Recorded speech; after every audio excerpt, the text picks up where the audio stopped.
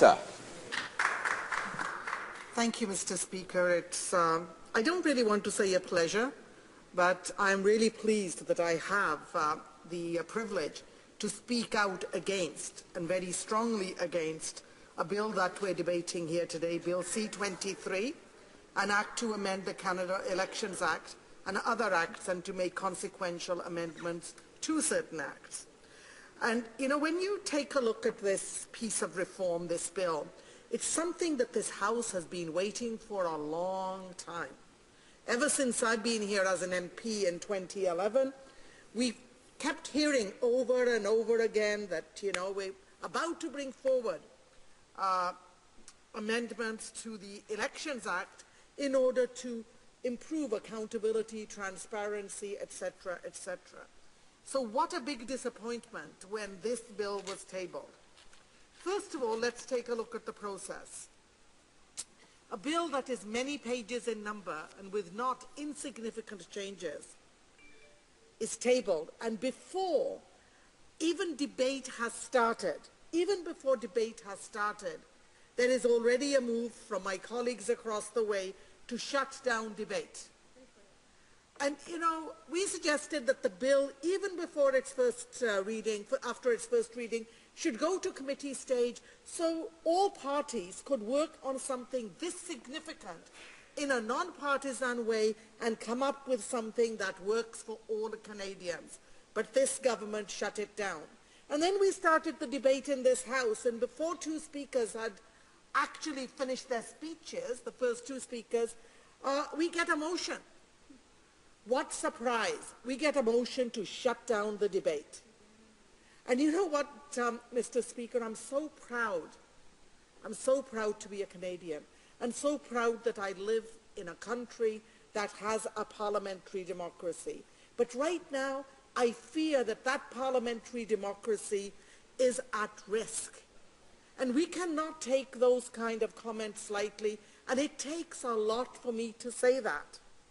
The reason I say that parliamentary democracy is at risk is because there is a role for parliamentarians.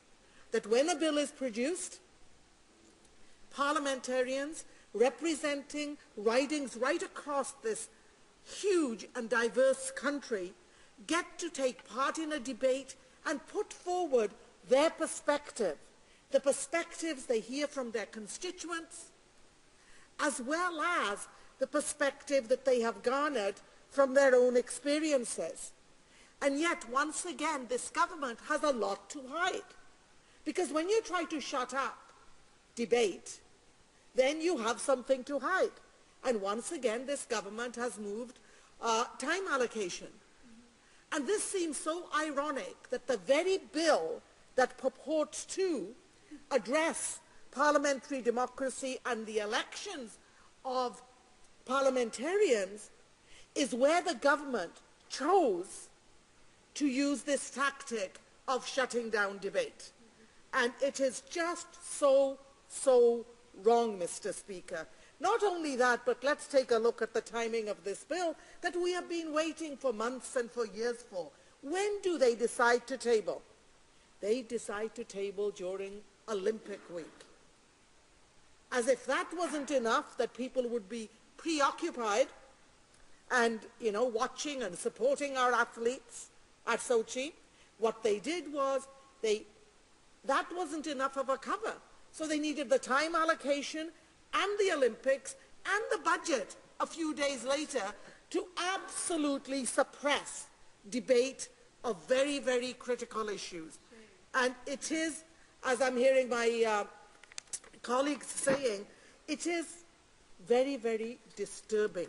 But more than disturbing, this is a deliberative act by a government who speaks about accountability and transparency, and now that they have this majority, they feel they don't have to be transparent, they don't have to be accountable, and you know, Mr. Speaker, and now we're seeing the arrogance of the majority trying to push through legislation without giving parliamentarians the chance they need to debate this issue.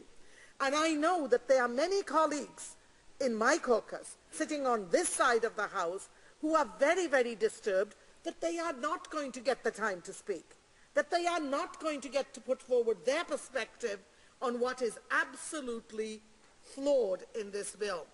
And Mr. Speaker, I know that time is going fast and I only have 10 minutes and 5 minutes left. I actually want to get down to the contents of the bill. And first of all, let me say that there are some elements in the bill, and we're not saying that everything in the bill is bad. There are some minor elements that actually are an improvement. But they are buried in a bill that is fundamentally flawed. And, for example, we're delighted that there are going to be more advanced polling days, which could actually help to increase voter turnout. That's a good thing.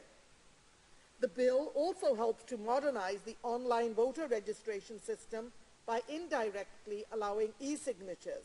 And this is also a good thing and something that I think is good. But on the other hand, the bill also has a number of flaws in it, and I want to get to a few of those. First of all, I don't know what this government has against the Chief Electoral Officer. Over the last few years, I've been impressed how in a non-partisan way he has been doing his job. He has been doing his job. But you know what? My colleagues across the way don't like that. So what they have done is they're removing powers from the Chief Electoral Officer instead of increasing the powers of that office. And they are making an unnecessary separation between the Electoral Centre and the Commissioner itself, Elections Canada and the Commissioner. And once again, they have absolutely no evidence that the Electoral Officer has been anything but non-partisan. Just because the electoral officers found some, I would say, misdoings by colleagues across the way, and also found some technical difficulties with things that were being done by members in this House, well, that's his job. And he shouldn't be being punished personally and his reputation put at stake, but nor should that office then have its power limited because my colleagues across the way are too scared about what that could mean for the future and don't want that kind of an oversight over their actions. The other part of this bill that I find the most disturbing is that this makes voting more complex for our most vulnerable Canadians. This is a form of voter suppression that reminds us of what we have seen south of the border. And Mr. Speaker, I never thought I would see it here in Canada. We have the kind of policies being put forward, rules in this bill that will absolutely disenfranchise our most vulnerable. The low income, the transients, those on our youth, and all of this is very, very disturbing at the time that we should be engaging more people in a debate and in the electoral process. What we have is a government that is absolutely suppressing voters amongst a base that maybe has the most complaints against their policies and are very, very disturbed how they are being marginalized more and more. And it also makes it difficult. It also makes it difficult, as you know, it's also changing some of the political financing rules absolutely to favor my colleagues across the way. It doesn't actually increase your tax rebate. What it does is it increases the amount. And Mr. Speaker, I didn't really hear a clamoring anywhere in the country, please allow us to give more to the political process because we want to. This is another thing where it's a cash grab by the Conservative Party, and all of this will benefit them. And then in other parts of the bill, they're trying to clarify what is already there. It's already there in the Act that it's wrong to fraud. And yet now we're having that spelled out again, and I have some concerns about that.